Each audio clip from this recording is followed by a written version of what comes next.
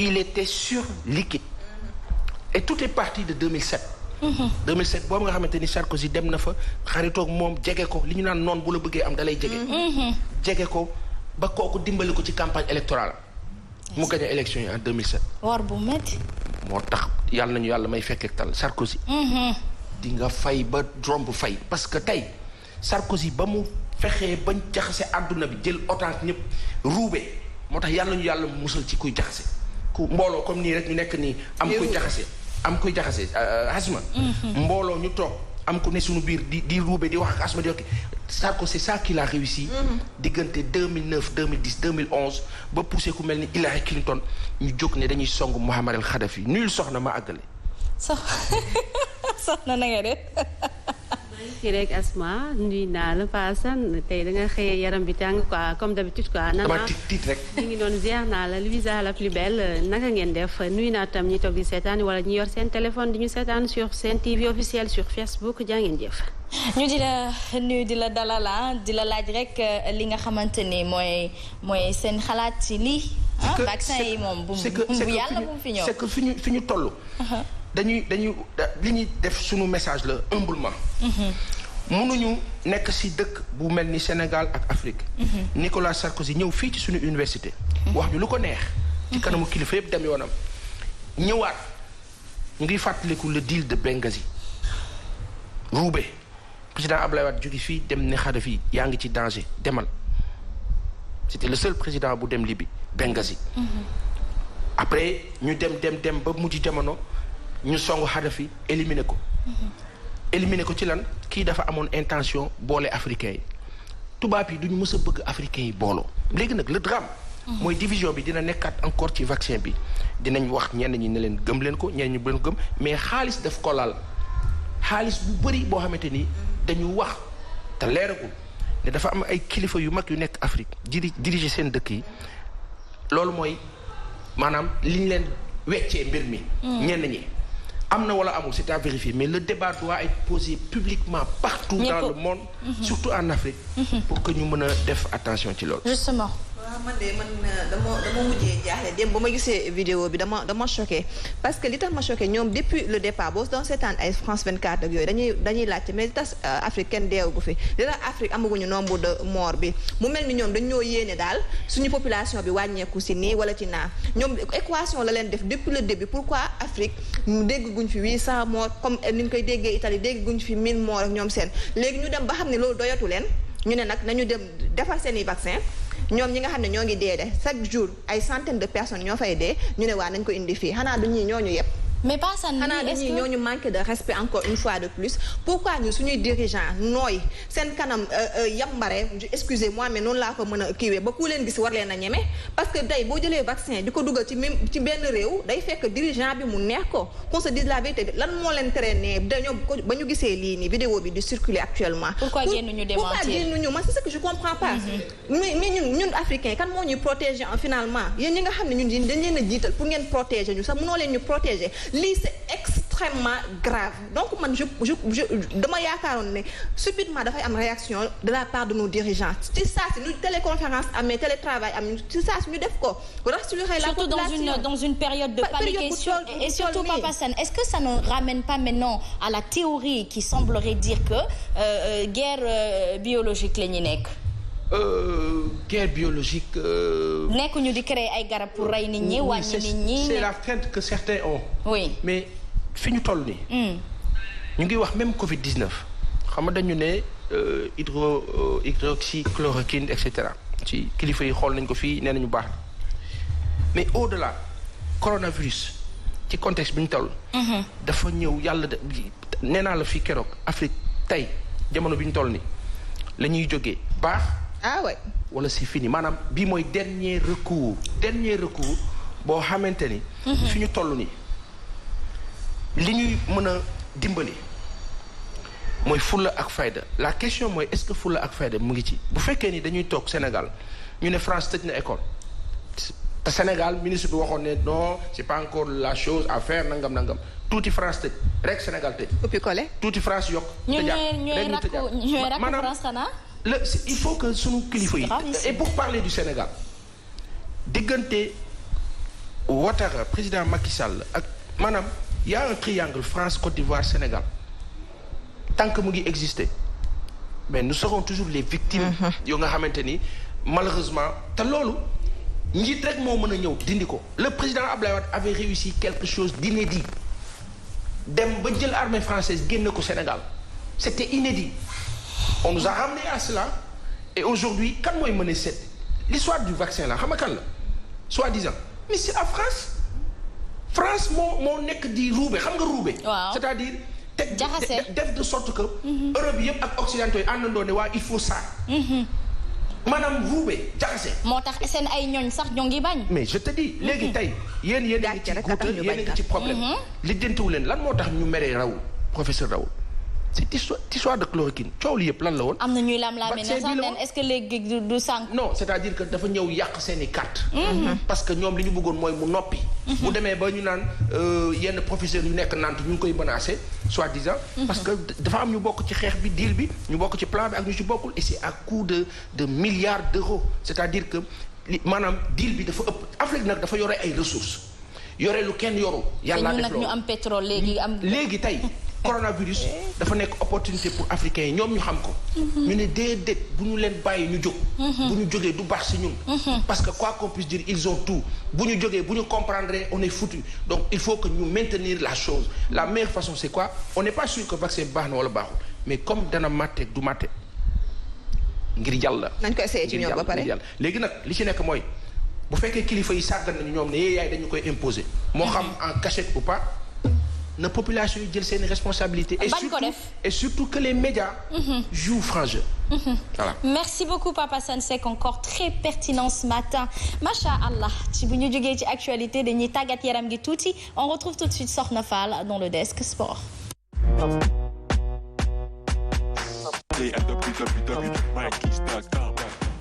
Alors Sokhna tout en jaune comme moi nous sommes elle est le soleil de minuit et moi du matin on va dire. C'est bien. mën na nekk ok tàggat yaram ma dem. waaw Aïcha. dañ koy dooree ak xibaar bi jóge foofee ca Belgique ndax ay doomu Sénégal dañ fa nekk di jongante bokk na ci international sénégalais bi di Krépin Diatta tey sax ñu ngi xamal ni foofee ak suñu confrère consoeur Fatima Dieng bu record ñu ngi foofee ca Ziguinchor ngir joxe ndimbalam ngir lu jëm ci xeex bi rek wattu coronavirus bi nga xam ne mi ngi lëmbee àdduna. moom foofee ca Belgique ñoom dañoo jël ndogal daal di suspendre li nga xam ne mooy championnat bi naam sax bu fekkee ne feebar bi wàññeeku na ba ñu reprendre li nga xam ne mooy jogante yi ñoom jël nañu ndogal suspendre ko daal di rek jël classement bi nga xam ne ci jamono yi moo fa nekk ñu daal koy maintenir loolee nag ñu ngi xaarandi conseil d'administration bi moo ko def waaye wax nañu ne assemblée générale bi le 15 war na ko rek valider jëm ci ak wàllam kon ñu mën a jàpp ne Krépin Diatta mooy champion bu Belgique ak équipe bam di FC Bruges ñoom ñi nga xam ne ñoo jiite woon boobee championnat ci ay xibaar nag ci rek palmarès bi mooy 15e titre national bu club boobee di Krépin Diatta di rek jongante ñu mën a jàpp tamit ni rek lu jëm ba tey ci wàllu woowee ca Belgique ñu ni finalu coupe de Belgique moom dinañu ko daal di amal waxaguñu kañ lay doon nag xanaa dañuy xaarandi rek li nga xam ne mooy feebar bi wàññeeku wala mu jugee fii leneen liñ ci jàpp mooy 18 clubs yu première division ñooy am atum 2020-2021 maanaam saison bële ñu daal di dëgmal waaye ñaari équipe yi nga xam ne dañ doon jongante war a xëccoo ngir mën a rek yéeg dañuy nekk ay promus maanaam dañu leen yéegal loolee mooy dogal yi nga xam ne kon ràññeeku nañ ko foofee ca Belgique comme ni ma ko waxee te international sénégalais bii di Krépin Diatta di fa jongante. Belgique la ñuy desandi wax ci ñoom ba tey Sénégal yi fa nekk ñoom ñu nu classé woo ci wàllu but yi nga xam ne jot nañ ko fa daal di dugal ki nga xam ne mooy Mamadou Fall moom ca Charleroi lay daal di jongante moom moo jiite rek lu ne mel am 7 buts Crépin 6 buts la daal di am moo ca topp Mbaye Diagne moom mi nekkoon Bruges laata rek mu fay rek jóge ñu ko yàble moom jotoon na dugal 4 buts ki nga xam ne mooy Ibrahima Seck ca Waregem la daal di nekk am na ñaari buts benn but la kii di Modou Diagne daal di am Pape Habib Gueye tam nekk Kortrijk moom am na benn but kon gaynde yu Sénégal yi nekkee foofee ci championnat bu rek Belgique di fa wane seen bopp. jamono joo xam ne lépp taxaw na mbir yi doxul compétition amul moo tax ñu jox kàddu koo xam ne agent de jour la di nekk ci France di rek wuyo Badou Samba Gueye moom li mu xamle rek mooy dina am conséquences yu bari ci li nga xam ne mooy wàllu transfert des joueurs yi ci jamono ji nga xam ne dara yëngatuwul ndax lépp rek dafa daal di tëju téléphone la ñu jokkoo ak moom. Le marché ouvre généralement à partir de début juin et ferme début septembre pour la majorité des championnats. Aujourd'hui, on peut considérer que les transferts, bien sûr, vont être décalés. C'est la première conséquence, avec certainement des mesures qui vont être prises par la FIFA, par l'ensemble des confédérations, et donc également pour les sportifs qui dépendent indirectement justement des droits télé, dont les clubs dépendent directement. Des prix certainement qui vont être à la baisse. On a beaucoup parlé de bulles spéculatives et d'explosion du montant des transferts. On peut déjà considérer que l'impact économique pour les clubs va provoquer une baisse, non pas des transactions ou du nombre de transferts, mais certainement des montants investis par les clubs qui seront beaucoup plus mesurés. dafa mel ni daal monde tàggat yaram bi lépp taxaw àdduna bi Covid-19 taxawal na ñëpp. fépp lay laal quoi lu jëm ci seen wàll ndaxte bu compétition amul ñun mën a jot seen droit de télévision yi duñ mën a jot xëy na yenn koppar yi jóge ci sponsor yi moo tax ci jamono ci parce que amul ay consommateurs parce que compétition amul kenn ñëwul seetaan si moo tax du am entrée d'argent moo tax mu laalaale ñi nga xam ne dañuy yëngatu ci wàllu marché de transfert des joueurs maanaam ñi nga xam ne dañuy jaay joueurs yi jële fee jugal fële ñu jàpp ni bu fekkee ne rek mbir yi soppeekuwul ñoom mi seen ko liggéey day taxawande dina am tam jafe-jafe ci joueurs yi ndax nag ñenn ñi dañuy wàññi seen valeur marchande waaye lu mu ci mën doon rek jàpp na ni mooy agent bi mooy joueur bi mooy club yi ñoom ñëpp dañoo war a waxtaan trouver un terrain d'entente ndax xëy na ñu mën a rek sortir de cette situation. Effectivement. tàggat yaram la ñuy desandi foofee ca Premier League ci Angleterre benn club boo xam ne Athletic la tudd mu def benn rek bëgg-bëggam proposition mu daal di bëgg ñu dem rek àggale ji seen saison foofee ca Chine nga xam ne feebar bi fa la njëkkoon a feeñee waaye li nga xam ne mooy maîtrise bi fa am ñu daal di fexe ba feebar bi wàññeeku fa ñu jàpp ni kon ñoom war nañoo mën a dem foofee daal fay àggale seenu saison ci jamono joo xam ne club yi ñenn ñi ngi waxtaan ngir wàññi seen ay salaire ñenn ñi ngi waxtaan xool naka la ñuy def pour reprendre waaye ba tey solution amagul. wàññi salaire moom du waaja. bu dee dara dugul na. les clubs européens mën nañ ko ñoom bu ñu wàññi salaire grave. am na ñoom Juventus sax d'accord nañ pour 4 mois. ñoom joueurs yi d'accord te am na ñu jot a wàññi seen salaire ni déjà. am na ñu waxtaanee ba juboo ñu wàññi seen salaire waaye jafe-jafe bi mooy fii ci Sénégal laaj nañ ko yenn ci secrétaire généraux yi laaj nañ ko yenn ci président yi mais ba léegi daal ñi ngi xaar ba xam joueurs yi. dinañ jot yan salaire ngay wàññi salaire joueurs sénégalais yi. waaw moo dëgg yàlla te mooy bañ leen fayati rek. local. moo yow moo. loolu moom moo yow moo. salaire yi. en temps normal sax am na ñoo xam ne duñu fayeeku normal. waaw dëgg neex yàlla loolu kay mooy bañ leen fayati rek. nga ne. en temps normal amul pandémie amul suspension am na ñoo xam ne duñu fayeeku normal. voilà ñoo xam dañuy am ay retard. waaw loolu su lii amaatee am na ñoo xam ne boo moytu luñu laal dara de. mais à peu près seen salaire yi ci ban barème la denk. ça dépend parce que man gis naa ñoo xam ni ay stagiaires la ñuy doon ay 25000 la ñuy commencé ba 75000. salaire de base yi en général 120000 150 di nga gis club yoo xam ne dinañ fay jour ba 400000 ba 500000 mais lu rare la ci championnat bi. ay 300000 350 am na ci biir tam. dañ cee nekk par passion rek. par passion. mais 150000 daal 200 moo ci ëpp ñi nga xam ne moom ay stagiaires yi ci club yi da ngay dégg ñu ne 25000 lañ leen jox transport wala 50000 wala 75000. xam nga fii dañoo xamul gëdd joueur yi. moo tax léegi loo ci gisul ñoom ñëpp a bëgg a dem jouer extérieur. prime de match mooy bu ngeen gagné wala nul ça dépend ci club yi ku ci nekk ni nga établir say prime am na ñoo xam ne boo gagné di nga am prime am ñoo xam ne boo nulé am na looy am ci prime am na ñoo xam ne gagné rek ngay am prime nul doo ci am prime mais dafa am jafe-jafe tam bu nekk ci biir football local bi am na ñoo xam ne bëgg nañ mais mënuñu parce que en général ci président bi rek la lépp di reposé wu mooy def la main à la poche mooy def frais yépp te ñooñu en général dañuy am ay entreprise ñoom foofu la ñuy yaakaaree jële koppar gi ngir def ci seen équipe ci jamono joo xam ne entreprise yi doxatuñ lépp taxaw ñoom tam dañuy am jafe-jafe fu ñuy amee source de revenu loolu tam beneen jafe-jafe la bu am ci biir football local bi. doy na waar. Tout va mal. Tout va mal en ce moment mais franchement tout va mal. wala mi ngi door a fës. am na tweet boo ma doon woon sànq. bu Macky Sall. après tu te dis finalement est-ce que sax jarati na wax parce que waa tuuti bi ñu wax nga yónnee ko waaw wala nga liiral ko askan wi paasan liiral ko parce que non man alors le tweet du président Macky Sall dit: j'ai également eu un échange fructueux avec le président Emmanuel Macron tagué.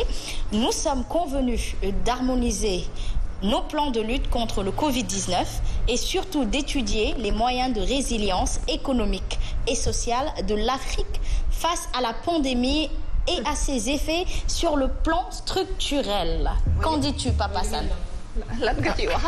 lan ngay wax tekkil ma ko si wala. li kay leer na waxtaan naa ak Emmanuel Macron waxtaan boo xamante ni waxtaan bu yanu maanaa bu am lu mu représenté maanaam ci dégg-dégg mooy waxtaan bu am valeur. waaw. ci wàllu xeex Covid-19. ak ci wàllu koom gi ak kii bi. néew di dama ne nu waxati nag nu waxante dëgg suñu kilifa yi dañu leen bëgg ñun amul ñu dul suñu kilifa yi. ñun amul lu dul président Macky Sall. président Macky Sall tam amul lu dul Sénégal ak Sénégalais yi tey jii nii président ñun Sénégal ñun Sénégalais yi. loo mënti wax ak Emmanuel Macron. li ngay wax ak ñun moo ko ëpp solo. lu mu fructueux. président jàppal ni Macron. bis bu la nee bëgg na la man maa la wax fi ne la bëggu la. boppam la gënal sax nag. lijjantiwu la sax. maa ko noonu xam nga luy liggéeyam. nu mu dundalee waa France lu muy lijjantee waa France bu bis bu ab président français taxawee ne sénégalais yi bëgg naa leen ma xam ne kon ñun am nañu problème c'est pas la vérité. léegi nag kilifa yi ñoom dañuy wax kilifa yi il faut ñu comprendre dafa am loo xamante ni tant que mu ngi am malheureusement mu lañ doon wax sànq tant que cette France là mu ngi garantir sa économie.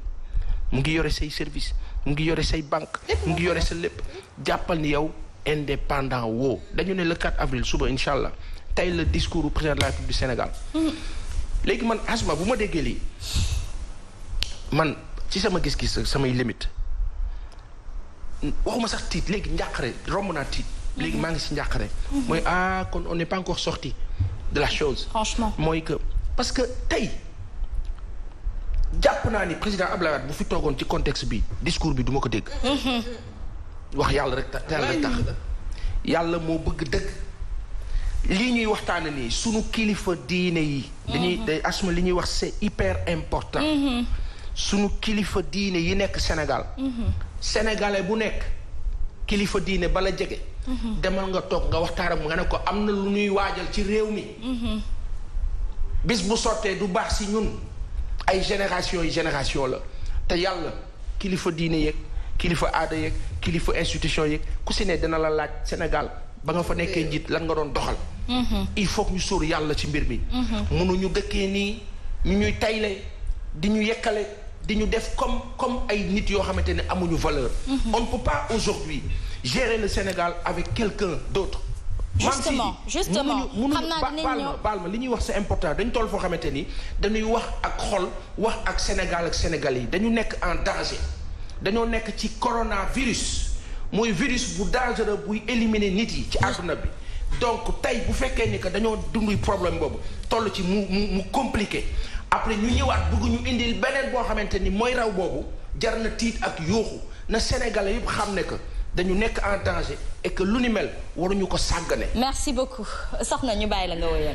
waruñu ko sàggane tout à fait d'accord avec vous Papa Sane ñu wéer rek waxtaan ne jox kàddu gi ki nga xam ne capitaine la ci AS Douanes xam ngeen ni mooy championne du Sénégal en titre jël li nga xam ni tam mooy coupe du Sénégal ñoom ñoo war a représenté Sénégal ci bal bi ñoom nag seen capitaine lañ jox kàddu mu wax ñu naka lay dundee confinement bi naka rek lay entraîner à domicile ak message de sensibilisation bi muy def à l'endroit de la population sénégalaise Alkali Ndour lay wuyoo. Alkali Ndour joueur AS Douanes période confinement bi de mun naa nekk dama koy dundee sama waa kër samay famille sama yaay sama papa waa kër gi laa ko nekkal nekkuma kenn dew ma fenn maa ngi sama gaale toog di ko dund si jàmm ak salaam lu may def si période bi mooy toog seetaan télé jouer PlayStation ak sama mag sama neveu laa fi nekkee ak lan su peut-être lekk kafoore jeex na leneen ni tamit mooy sama côté entraînement yu ma fiy def et cetera entraînement yi tamit comme am naa ay poids yu ma fi am ay matériel si laay nekk di liggéey musculation pour yokk doole bi en attendant comme que awma terrain pour dem entraîner foofu laal bal je suis obligé ma toog sama gaale def musculation kese ay pompe ak ñoom abdominaux tamit si la bokk waaw message bu mooy lancé waa dëkk bi mooy ñu respecté ñëpp lu ñu wax kàddu kilifa yi kàddu nit yi ñu supérieur dem toog suñu kër yi xam respecté lu ñu wax maanaam raxasu tout le temps éviter rassemblement yi mooy daje bi am di wax tamit ñëpp di leen ñaax ñëpp ñu gën a prudent si lépp ba nit ki sax booy wax ak moom boo ko mënee may plus d'un mètre mais pas moins d'un mètre moo gën a wóor di jaajëfal ñëpp tamit di ñaan yàlla dimbali ñu ba feebar bi mu fi jóge si jàmm ak salaam Il faut savoir s'adapter. Il s'adapte. Tout à fait adaptation rek moo fi daal di des ci jamono joo xamante ni si comme ni ma ko waxee sànq amul compétition amul dara kon ku ci nekk rek ci sa wàll wi nga nekk da ngay fexe di tàggatu ngir mën a garder sa forme bu fekkee ne rek bett nañ la ni lay yëngatu dañuy dooraat compétition yi mu bañ la bett naam sax du yomb torop ci ñoom ngir rek compétition amaan ñu mën a adapté wu mais comme tolluguñ foofu kon noonee rek lañ mën a doxandale. En tout cas. macha allah. lu nuy wax. waaw jaaxle rek. ñun ñëpp a jaaxle soxna. lu nuy wax. dañoo jaaxle ànd ak ci tànge papa Sa. yàlla ñu yàlla muccal. allahumma amiin yàlla ñu yàlla muccal te yàlla képp kuy pexe jëmale ci africain yi muy lu bon yàlla na yàlla delloo la ko. yàlla na la yàlla teg sax nag loo ñu fàtte. dama ne yàlla na yàlla delloo la ko yow. Voilà. En tout cas ñu di la jaajëfal soxna ce fut très informationnel ndaxte les sportifs moom man dama leen fan xam nga lu tax. Ils ont su s'adapter et loolu dañ koy xaar ci sportif est-ce que du sport bi mooy tax ñuy positiver noonu tout le temps.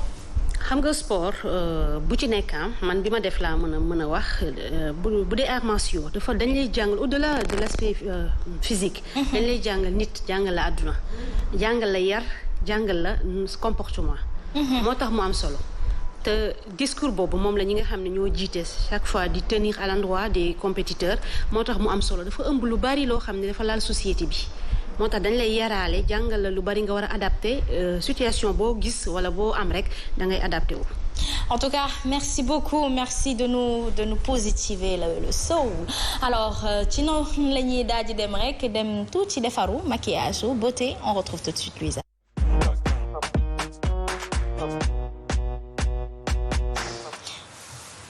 waa beauté lu ñu wax.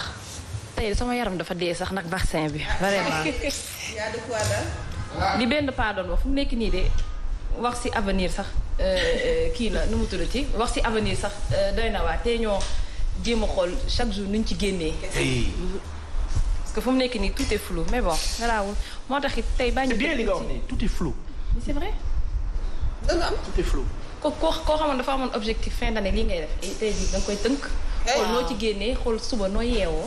tey nooy rëccee ba amoo corona. suba nooy def ba kii tey 2020 bi ba ñu defee décembre 2020 ñu dugg ci 2020 ku ci nekk da nga naan 2020 bi de lii laay def lii laay réalisé ku ci nekk am nga loo xam ne moom nga bëggoon mais finalement malheureusement am na ñu njëkk a jug njëkk a ñoo pare paasan. non man lii sax man du ma ne ay armes chimiques mais dama naan rek nattu nga xam ne la yàlla moo ko teg pour yaraat ñu. fii la ñuy yar wala ñu bañ ci yar. génn ci kay kese ku ci ànd ak yàlla génn yi nga xam ne moom lépp ci àdduna rek da koo bind. amul lenn loo xamante ni c'est imprévu. joxe na tegtal yi nga xam ne bu lii amee war nga def lii war nga wan doxee nii ngir mën a génn ci loolu. bàyyi ñu plan. yàlla dàq plan. c'est le meilleur des tauliers. dëgg la de li may wax slogan mooy confiner pour changer.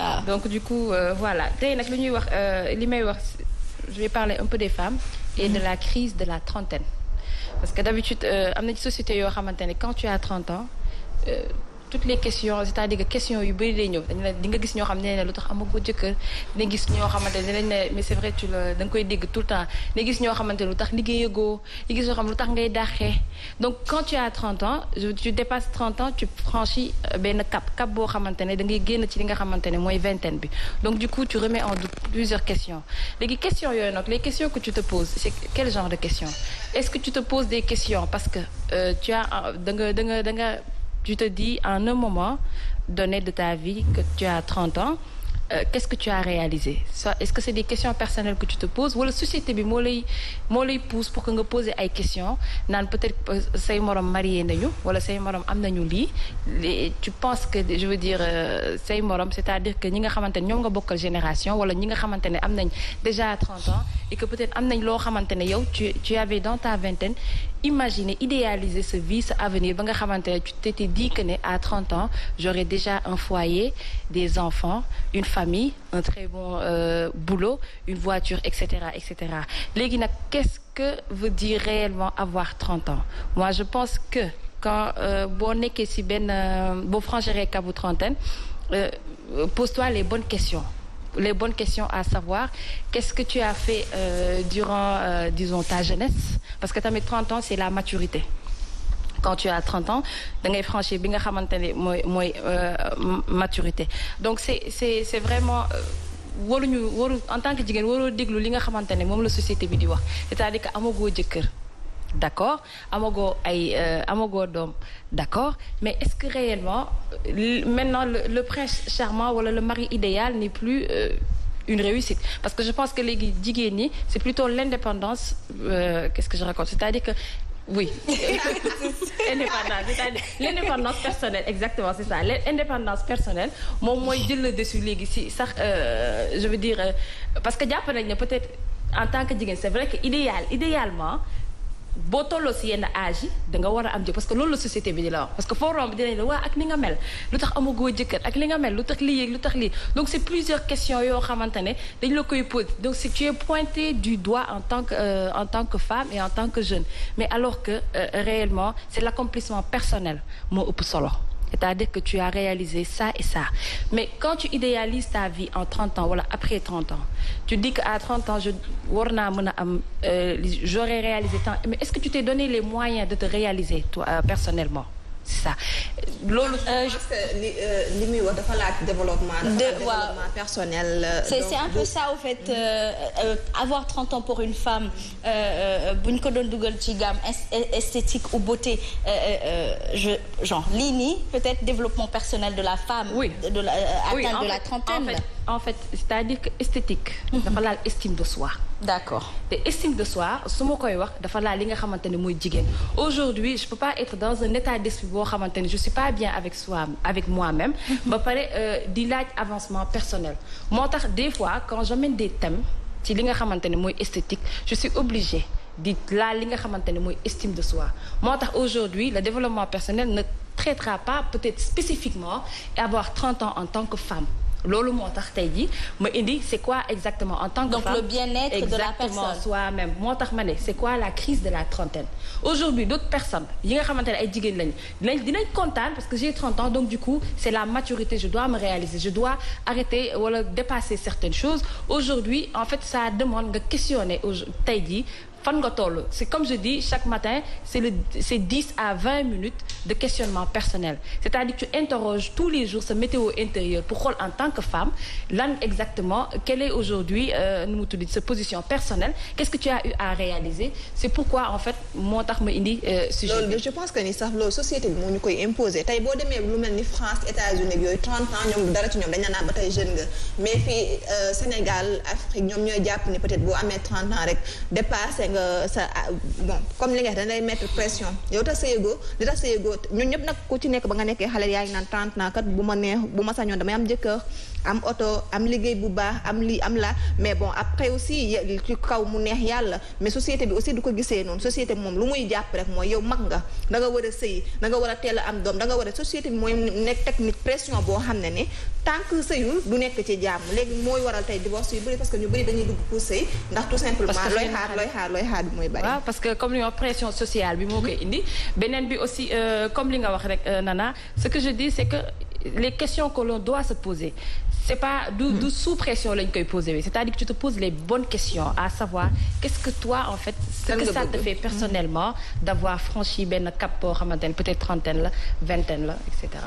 On y va aux solutions les femmes qui ont 30 ans quelle est la solution que tu leur apportes aujourd'hui alors lan nga leen indi c'est-à-dire que te poser les bonnes questions en fait se poser les bonnes questions loolu mooy li njëkk c'est-à-dire quelles sont ces bonnes questions par c'est-à-dire que j'ai 30 ans aujourd'hui sur le plan professionnel qu'est-ce que j'ai eu à réaliser c'est ça fan laa toll à 20 ans wala à 25 ans je m'étais dit que tey jii dinaa yegg ci cap bi est-ce que tu t'es donné les moyens de le faire ça aussi c'est se poser c'est une question qu'on doit se poser beneen bi mooy est-ce que réellement liggéey bi nga xamante ne maa ngi koy def je veux dire waa liggéey bi entreprise bi nga xamante ne am naa ko est-ce que réellement c'est ce que je voulais est-ce que réellement neex na ma li may c'était poser les bonnes questions pour aller en fait de l'avant c'est-à-dire que voilà donc sur le plan physique aussi qu'est-ce que réellement li nga xamante ne yaa ngi ko doon def wala quel est physiquement mën na nekk côté charme mën na nekk côté charisme qu'est-ce que tu dois améliorer physiquement pour te permettre d'aller de l'avant ou de pas prendre en fait tous les conséquences de l'âge en fait et que la société mi nga xamante ne da lay pointe du doigt. maanaam tey jii nii ku am 30 ans war nga toog bu dee la stigmatisation de la société warul da nga war a concentrer wu ci li nga xamante ni mooy sa manqué déceler ko fexe ba bu dee je sais pas un visage carré comme le mien da ngay xool type de make-up bi ngay def ak type de greffage bu la jàpp bu ko defee nga dem teg ko ndax sax nag boo bëggee jar nga mën a jar loolu la Louisa bëgg wax merci Louisa merci beaucoup exactement tu as tout dit c'est ça merci beaucoup. macha allah Pape Assane moom débat bi moom amoo ski wala góor ñi lu tax ngeen ñuy teg pression société bi pour yéen góor yi ngeen gën ñoo jar nii. Il faut vous marier, vous avez 30 ans, mariez-vous. Alors que cette pression n'est pas... Mais pourtant, léegi ñoom sax dañuy subir pression boobu malheureusement parce que da ngay gis campagne anti célibataire ci internet bi te góor ñi nañu takk xam nga takk ak sëy moom yàlla moo koy voilà yàlla moo koy dogal quoi il faut ñu comprendre loolu Sénégal moo mel ñun Sénégal dañoo jàpp ni yow mi am ay doomu jigéen kenn takkagul leen jaruñu yow liggéeyoo dara ci kër gi ñoom pour ñoom sag la nga gaaw a maye sa doom mu gaaw a am ci kër nekk ci foyer parce que tas yi ci société bi tam ku nekk ak àll indi sa tas benn conséquence wala benn inconvénient rek indiwul tas am na yu bare yoo xamante ni si moo indi loolu ci biir kër gi mais nit ñi li ñuy gisee mooy lii réussite la pour ñoom sëy réussite la ci sa yaay bi doon sëy nekk ci kër gi ak famille mag yooyu ak ni ko société bi di gisee ak ay mbokkam ak xaritam ni ñu ko dee gisee day dem ba mujj gi day nekk course sax dëgg la lu wér diggante yaay yi waaye tam ci diggante xale yu jigéen yi diw sëy na sama cousine bi wala sama xarit bi wala nangam bi sëy na man tam dama war a sëy te fekk affaire bi et tu te mets la pression et tu ne prends pas le temps de choisir ton époux il est très important de savoir choisir son époux jël leen temps bi góor yi di jël pour tànn seen soxna yi ngeen def seen ay investigation testé ko ba mu ne li may faral di wax ñoo mën a soppeeku du ci dara après de toute façon tamit temps bi day changer ça veut dire yow sa yaay ki la jur mën na marié wu à 18 ans yow sa doom des fois sax ñu ne la l'histoire se répète alors que non je suis désolée les temps ont changé lan lay faral di wax tout li moom nana moom ñëw sa toogaay bi fii moom société la ñu nekk di waxtaanee ay jar li may faral di wax soxna tout le temps jigéen ñi man damay di ko wax seen premier jëkkër kan la war a nekk mooy seen liggéey ut leen liggéey c'est la base instant bi di nga kër léegi ñaar ñoo ko yore ñaari loxo da ngay def sa jëkkër di def boo jëlee yëpp wëgg ko wéer ku ci ko góor ki nga ne sëy mooy réussite ba yow toog nga léegi yow liggéeyatoo defoo dara boo toogee uti jël liggéey nga mën a jàppale sa jëkkër taux de divorce yëpp looloo ko waral parce que xorom nga laajte